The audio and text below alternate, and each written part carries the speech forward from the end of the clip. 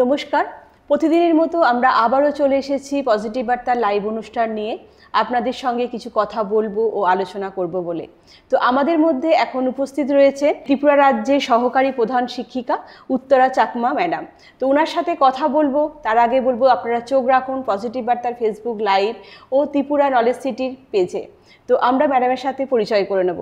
Madam নমস্কার। নমস্কার। তো ম্যাডাম, পজিটিভ বার্তায় এসে আপনার কেমন লাগছে? খুব ভালো লাগছে। এটা আমার দ্বিতীয়বার। আমি তার আগেও একবার এসেছিলাম। তখন আমি কিছু লেখালেখি করি, সাহিত্য জগতের সঙ্গে আমার একটু ছোটোখাটো মেলামেশা আছে। ওই নিয়ে আমি কিছু কবিতা লিখি, প্রবন্ধ লিখি, এই নিয়ে একটা আসরে এসেছিলাম। তো আজকে এখানে এসেছি, ভীষণ ভালো লাগছে। আমাদের আজকের যে প্ল্যাটফর্ম, সেটার নামই হচ্ছে পজিটিভ বার্তা। আমরা সমাজের কাছে কিছু পজিটিভ কিছু দিতে চাই। তো ভীষণ ভালো লাগছে।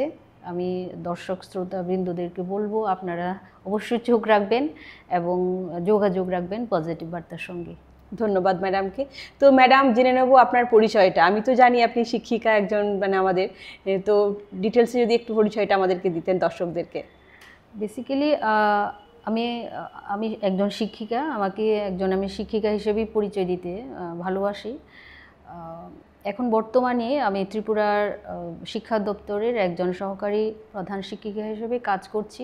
আমার বাড়ি ঊনকোটি ডিস্ট্রিক্টে ছিল, এখন বর্তমানে আগরতলাতে আমি স্থায়ীভাবে বসবাস করছি। এখন আমার বর্তমান বিদ্যালয়ে আমি যেখানে কাজ করছি, সিপাহীজলা ডিস্ট্রিক্টের বিশালগড় ব্লকের আন্ডারে একটা স্কুলে আছে, বাদ্যদিঘি স্কুলে, পিএমসি বাদ্যদিঘি ক্লাস 12 স্কুলে। ধন্যবাদ ম্যাডামকে। ম্যাম, আপনার কাছ থেকে জেনে নেব যে এই শিক্ষকতা পেশায় আপনি কিভাবে এলেন? দেখুন, আমার বাবা কিন্তু একজন টিচার ছিলেন, যিনি রাজন্য আমলে, তখন কিন্তু ত্রিপুরার স্টেট হয়নি, ইন্ডিয়ার সঙ্গে তখন যখনই রাজতন্ত্রের সময়ে, মেবি এটা 1948, ওই পিরিয়ডে কিন্তু আমার বাবা টিচিং প্রফেশনে ছিলেন, যোগ দিয়েছেন। এটা মাছমারা গ্রামে লেদ্রাই দেওয়ান বিদ্যালয়, যেটা 1937-এ এস্টাবলিশড হয়েছিল, ওই স্কুলেই বাবা পড়াশোনা করেছেন। ওই বিদ্যালয় থেকে পড়াশোনা সেরে পরবর্তীতে ওইখানেই আবার শিক্ষকতা কাজে যোগ দিয়েছেন। তো আমাদের অনেক ভাই বোন আছে, আমাদের ভাই বোনরা কিন্তু অনেকে অনেক প্রফেশনে চলে গেছেন।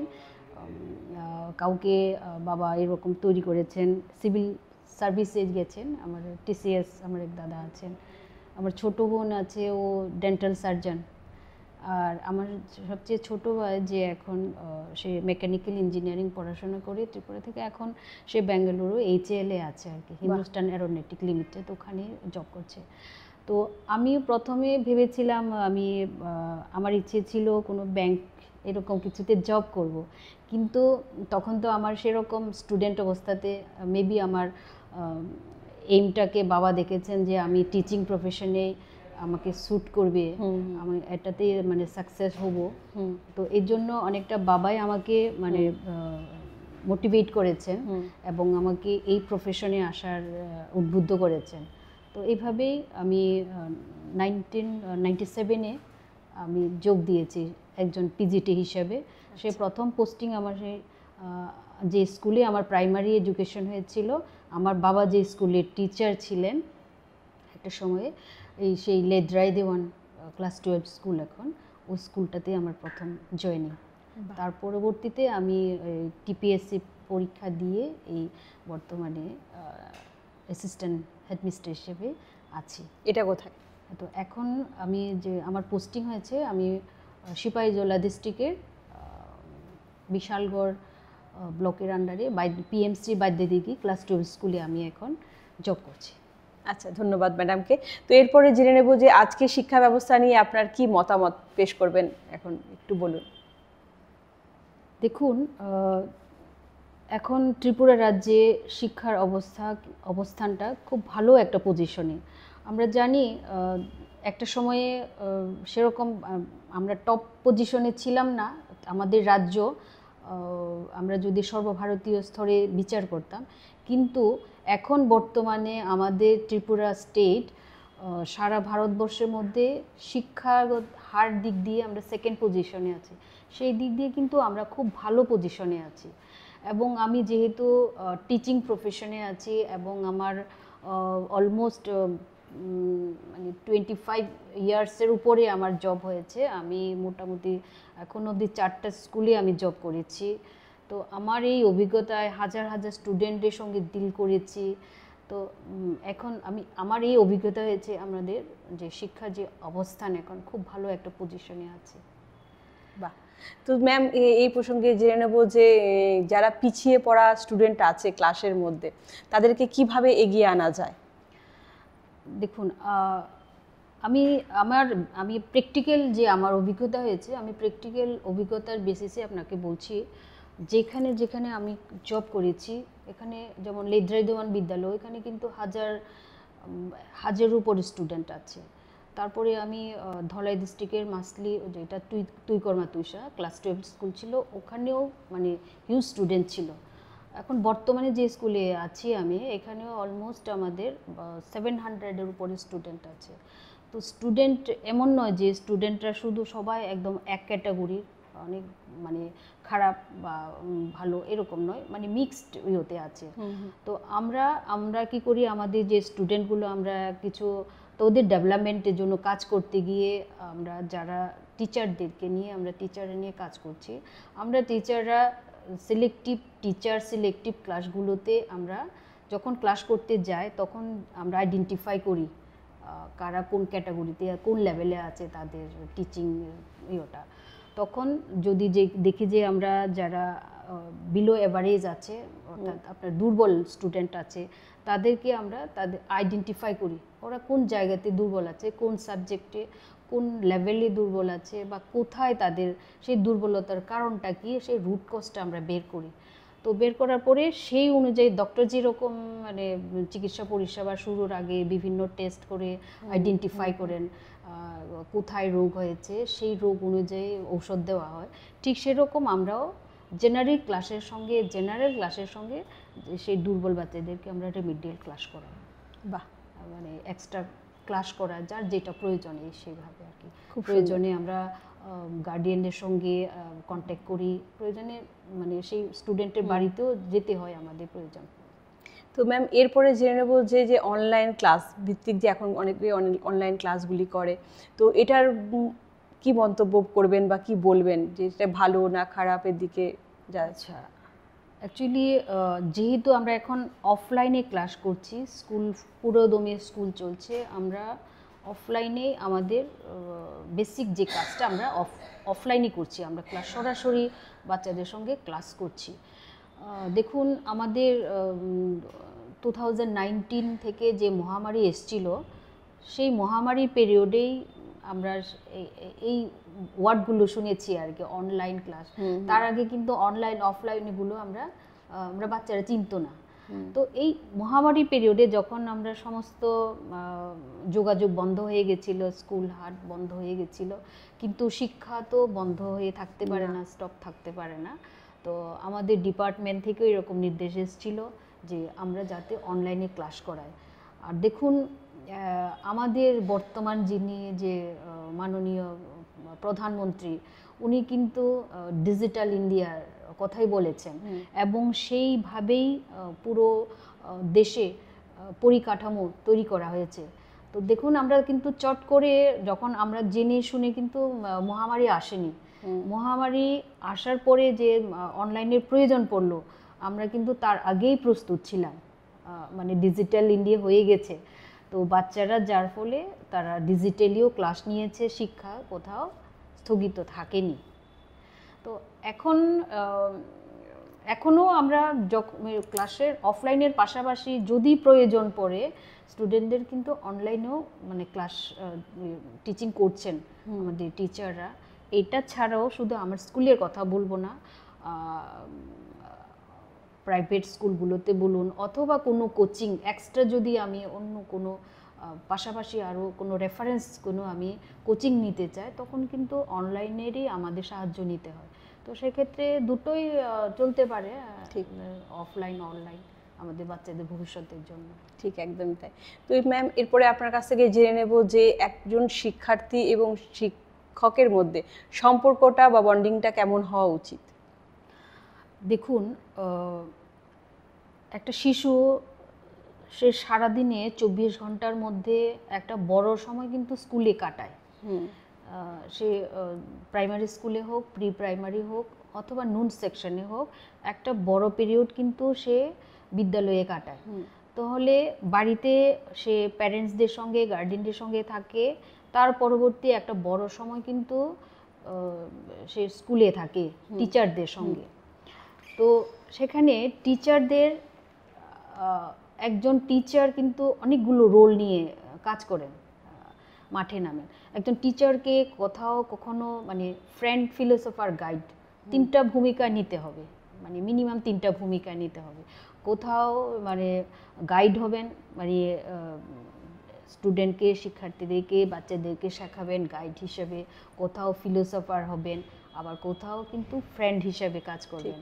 একদম জয়ফুল লার্নিং, একদম নির্ভীকভাবে তার মনের কথা, মনের প্রশ্নগুলো যার যার জানার, এটা কিন্তু সে একজন ফ্রেন্ড এনভায়রনমেন্টে কিন্তু সে তৈরি করতে হবে এরকম। ঠিক, একদমই তাই। আচ্ছা ম্যাম, আপনি তো বলেছেন সিপাহীজলা ডিস্ট্রিক্টের একটি স্কুলে আপনি কর্মরত ওখানে, তো বোর্ডের রেজাল্ট তো এবার আউট হয়েছে, তো কেমন রেজাল্ট করলো ওখানে বাচ্চারা? হ্যাঁ, আমাদের স্কুলটা যে বোর্ডের আন্ডারে, সেটা হচ্ছে টিবিএসসি। হ্যাঁ, টিবিএসসি আন্ডারে আমাদের যে স্টেটের অনেকগুলো বোর্ডে আছে, সিবিএসসি বোর্ডের আন্ডারে আছে, কিছু বিদ্যাজ্যোতি স্কুলগুলো আছে। আমাদের বিদ্যালয়টা যেটা, এটা টিবিএসসির আন্ডারে। তো আমাদের স্কুলে মাধ্যমিক এবং 12 দুটোই দিয়েছে, দুটো বোর্ড পরীক্ষা দিয়েছে। তো মাধ্যমিকে আমাদের ভালোই রেজাল্ট হয়েছে, তবে আমরা সেখানে দাঁড়িয়ে নেই। 97% এসছে। আমাদের স্টুডেন্ট খুব ভালো রেজাল্ট করেছে।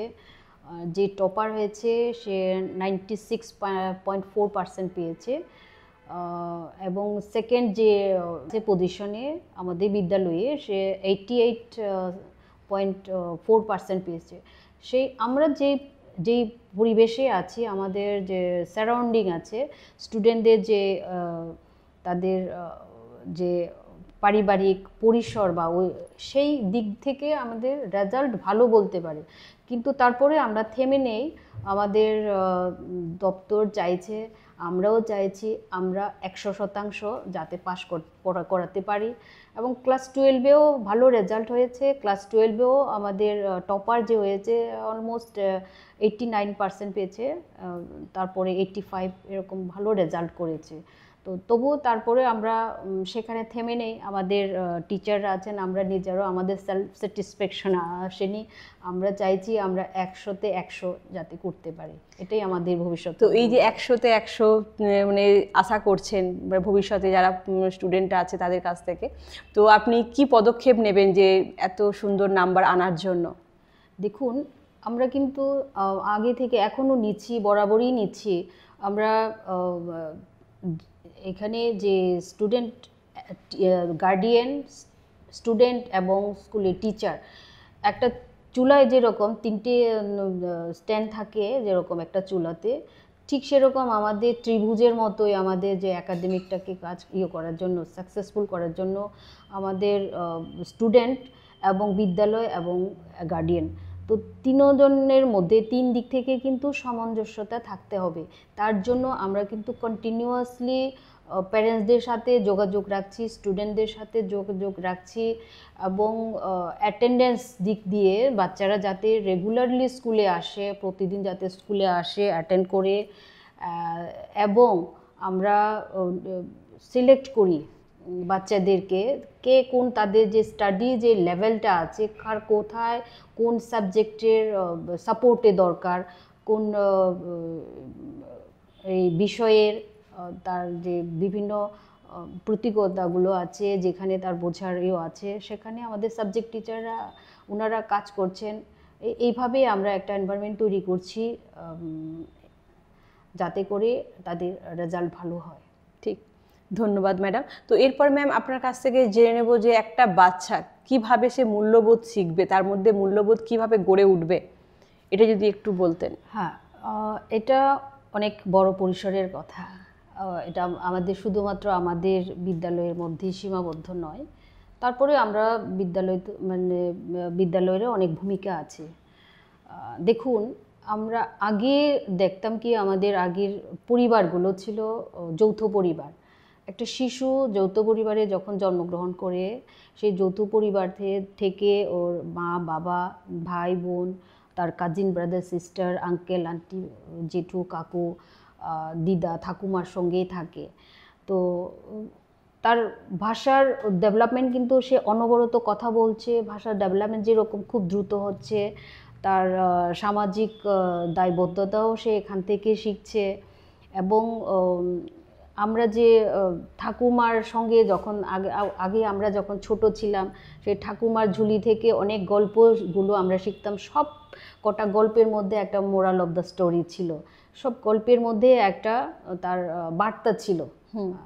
তো এই বাচ্চারা এখন সেই দিক থেকে, এখন যেখানে শহরাঞ্চলে বিশেষ করে যেখানে আপনার ছোট পরিবার, সেই ছোট পরিবারে কিন্তু বাচ্চারা সেই পরিবেশটা পাচ্ছে না, সেই ঠাকুরমার থেকে ঝুলিগুলো পাচ্ছে না। কিন্তু আমাদেরকে তার জন্য স্কুলের কিন্তু আমাদের দায়বদ্ধতা কিন্তু বেড়ে গেছে। তো আমরা প্রত্যেকটা অ্যাক্টিভিটিসের মাধ্যমে বাচ্চাদেরকে সেই মূল্যবোধ শেখাতে পারি। আমরা দুদিন আগেও এসসিআরটিতে আমরা একটা ওয়ার্কশপ করেছিলাম, সেখানে এই আলোচনাতে এসছে। আমাদের ওয়ার্কশপটা ছিল হোলিস্টিক প্রোগ্রেস কার্ডের উপরে। এখন আমরা যে প্রোগ্রেস বোর্ড তৈরি করছি, সেই হোলিস্টিক কার্ড, প্রোগ্রেস কার্ড, অর্থাৎ সার্বিক ডেভেলপমেন্টের জন্য, সব দিকে একটা শিশুর ডেভেলপমেন্টের জন্য। তো সেখানে কিন্তু উঠে এসছে যে মানবিক মূল্যবোধগুলি কীভাবে শেখানো যায়। আমরা বিভিন্ন অ্যাক্টিভিটিসের মাধ্যমে আমরা শেখাতে পারি। ধন্যবাদ ম্যাডাম, জানতে পারলাম কিভাবে বাচ্চাদেরকে মূল্যবোধ শেখানো উচিত। ধন্যবাদ ম্যাডাম আবারও। আচ্ছা ম্যাডাম, এরপরে আপনার কাছে জানতে চাইবো যে আজকালকার যে শিক্ষার্থীরা আছে তাদের মধ্যে কি পরিবর্তন দেখছেন, যে আগের শিক্ষার্থীদের সঙ্গে তুলনা করলে যেটা হয় আর কি? দেখুন, আগে আমাদের যে শিক্ষা ব্যবস্থা ছিল, তখন কিন্তু ছিল শিক্ষা ব্যবস্থা ছিল টিচার কেন্দ্রিক। টিচার যা বলবেন, টিচারের যা ধরুন, টিচারকে যদি একটা শিক্ষার উৎসব ভাবি, একটা জাগ থেকে একটা গ্লাসে ঢেলে দেওয়া যেরকম, সেরকম একটা টিচার একটা স্টুডেন্টকে শেখাবেন, সেরকম ছিল। টিচারই টোটাল টিচারই সর্বেসর্বা। টিচার যা বলবেন সেটাই, যেরকম চাইবেন বাচ্চাদেরকে সেভাবে তৈরি করতে পারেন। স্টুডেন্টরা যদি সে নরম কাদামাটি হয়, তাহলে যেরকম শেপ দিতে চায়, আমরা যাকে ডক্টর বানাতে চাই, যাকে ইঞ্জিনিয়ার বানাতে চাই, যাকে আর্টিস্ট বানাতে চাই, টিচার পারবে, এরকম ছিল আর কি। তো এখনকার শিক্ষা ব্যবস্থা সেটা কিন্তু পরিবর্তন হয়েছে। এখন হচ্ছে চাইল্ড সেন্ট্রিক। শিশু যেরকম, শিশুর যে অবস্থা আছে, তার যে প্রতিভা আছে, সেই প্রতিভাকে কেন্দ্র করে আমাদেরকে ক্লাসরুমটা সেরকম তৈরি করতে হবে। অর্থাৎ আমরা একটা মালির ভূমিকা নিতে পারি। একটা শিশুরা যদি চারা গাছ হয়, তাদেরকে যত্ন করার জন্য রক্ষণাবেক্ষণ করাই হচ্ছে আমাদের কাজ, টিচারের কাজ। একটা শিশু একটা আম থেকে তো পেয়ারা তৈরি করতে পারবো না। একটা শিশু কিন্তু তার ভেতরে যে প্রতিভা আছে, সেই প্রতিভা নিয়েই সে জন্মায়। কে আর্টিস্ট হবে, কে ইঞ্জিনিয়ারিং হবে, কার এই খেলার প্রতিভা আছে, যে সাহিত্যিক হবে, কবি হবে, অটোমেটিক্যালি জন্মসূত্রে ওর মধ্যে সেই প্রতিভাগুলো আছে। তো সেই প্রতিভাগুলোকে আইডেন্টিফাই করে সেগুলোকে একটা পরিবেশ সৃষ্টি করা, যাতে বিকশিত করার সুযোগ দেওয়া, এটাই হচ্ছে আমাদের বর্তমানকালের টিচারদের ভূমিকা। এবং আমাদের বর্তমান শিক্ষা হচ্ছে চাইল্ড সেন্ট্রিক। তো শিশুদের যে লেভেলে আছে, আমি ধরুন একজন টিচার, একজন পিজিটি, উনি মাস্টার ডিগ্রি হোল্ডার, উনার যে নলেজ আছে সেই নলেজের লেভেলে নয়। উনি যে ক্লাসে যাবেন, উনি যদি ক্লাস 6-এ যান, 6-এর আমার বাচ্চাদের যেই লেভেল আছে, তাদের শিক্ষণীয় লেভেল আছে, শিক্ষাটা নেওয়ার অবজার্ভ করার মতো যে পাওয়ারটা আছে, সেই লেভেলে গিয়ে আমাদের টিচিং দিতে হবে। তো আমাদের আপনার কোয়েশ্চেনটা ছিল যে এখনকার শিক্ষার্থী এবং আগের যে শিক্ষার্থীরা ছিল তাদের ডিফারেন্সটা। তো এখনকার বাচ্চারা কিন্তু যেহেতু এই এই সময়ে এখন হচ্ছে ডিজিটাল যুগ, এই ডিজিটাল যুগে বাচ্চারা কিন্তু অনেকটাই অ্যাডভান্স, যেটা আগের সময়ে ছিল না। এখন ইন্টারনেটের কারণে রেফারেন্স তথ্যগুলো বাচ্চারা কিন্তু অ্যাডভান্স জেনে নেয়। তো আমাদেরকে টিচার এরা অনেক অ্যাডভান্স, তো সেই হিসাবে টিচারদেরকেও অনেক অ্যাডভান্স হতে হবে, তো তাল মিলিয়ে অ্যাডভান্স হতে হবে, সেই মালির ভূমিকা নিয়ে পরিচর্যা করে তাদেরকে একটা পরিবেশ সৃষ্টি করে দেওয়া। ঠিক। তো ম্যাম, এরপরে জেনে নেব যে আপনার এই শিক্ষকতা জীবনে একটা স্মরণীয় মুহূর্ত বা ঘটনা যদি আমাদের মধ্যে তুলে ধরেন। দেখুন, টিচিং এরকম এমন একটা প্রফেশন, এমন একটা পেশা যেটা পেশার সঙ্গে নেশাযুক্ত। টিচার কিন্তু মানে একদম শুধু পেশা হিসেবে নয়, নেশা হিসেবেও উনি কিন্তু এই জবটা করেন। আর টিচিং এমন একটা প্রফেশন যেটা একমাত্র মা বাবা এবং টিচাররা কিন্তু এই প্রফেশনে যুক্ত, যারা কাউকে উন্নত করে ডেভেলপ করে কাউকে কিছু একটা ভালো করতে পেরে মা বাবা যেরকম গর্ববোধ করতে পারেন, একমাত্র টিচাররাই পারেন সেই গর্ববোধ। আমার স্টুডেন্ট এরকম রেজাল্ট করেছে। তো আমাদের স্বাভাবিকভাবে একজন টিচারের কিন্তু একজন টিচার হিসেবে আমার তখনই ভালো লাগে আমার যখন আমার স্টুডেন্টরা সাফল্য পায় তখন। তো আমি অনেকগুলো, যেহেতু আমি অনেক বছর ধরে জব করছি, অনেকগুলো আমার স্মরণীয় ঘটনা আছে। তার মধ্যে আমি বলবো, আমি যখন ধলাই ডিস্ট্রিক্টে কাজ করছিলাম যে স্কুলটাতে, তুই কর্মা তুইসা স্কুলটাতে, ওখানে এটা জাস্ট নতুন আপগ্রেড হয়েছিল, মাধ্যমিক থেকে 12-এ আপগ্রেড হয়েছে। তো ওখানে যে স্টুডেন্টরা ভর্তি হয় জেনারেলি যারা শুধুমাত্র আর্টস স্ট্রিমে ছিল, তো যারা রেজাল্ট ভালো করেছে, ফার্স্ট ডিভিশন পেয়েছে অথবা সেকেন্ড ডিভিশন পেয়েছে, ওরা বেটার স্কুলে চলে যায় সায়েন্স কমার্স নিয়ে পড়াশোনার জন্য। তো এই স্কুলে যারা ছিল তারা কোনো মতে থার্ড ডিভিশনে পাস করা, 36%, 38% হাইয়েস্ট এরকম পাস করা স্টুডেন্টরা জাস্ট ভর্তি হয়েছে। তো আমি জাস্ট ওই স্কুলে তখন জয়েন করেছি, তখন আমি সব দেখলাম ওদের রেজাল্ট পারফরমেন্স দেখার পরে আমি ঠিক করলাম যে বললাম স্টুডেন্টদের যে শুধু তোমাদের পরীক্ষা নয়, আগামী বোর্ড পরীক্ষা কিন্তু আমারও পরীক্ষা। তো আমরা সেই রকম স্ট্র্যাটেজি নিয়ে আমি দেখলাম এই বাচ্চাদের কিন্তু ট্যালেন্টের অভাব নেই, তারা সেরকম পরিবেশ পায়নি, হয়তোবা কোনো পারিবারিক পরিবেশ, কারোর পরিবারে অসুবিধে ছিল, কিন্তু তাদের মধ্যে মেধা ছিল, যোগ্যতা ছিল। তো যেই সাবজেক্ট টিচাররা পড়াতেন ওনাদের সমন্বয়ে আমরা এরকম একটা স্ট্র্যাটেজি নিলাম, কৌশল নিলাম ওদেরকে টেক কেয়ার করা সাবজেক্টর বিষয়ে। তারপরে দেখলাম যে থার্ড ডিভিশনে পাশ করা স্টুডেন্টরা যারা 36-38% পেয়েছিল, এরা ফার্স্ট ডিভিশনে পাশ করেছে।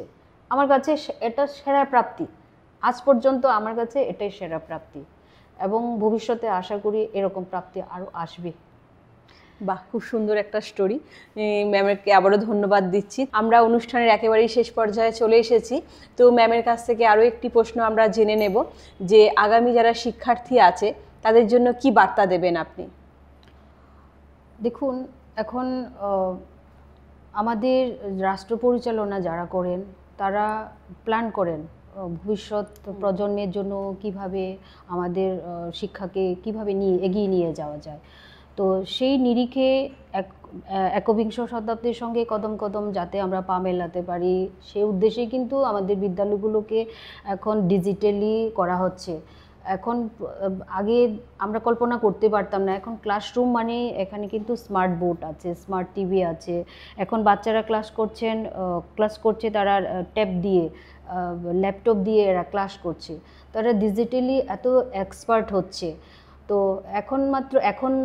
এখনকার শিক্ষা ব্যবস্থা শুধুমাত্র যে পড়াশোনা করলাম, একটা সার্টিফিকেট জোগাড় করলাম, একটা চাকরি জোগাড় করলাম, এই নয় শিক্ষার উদ্দেশ্য।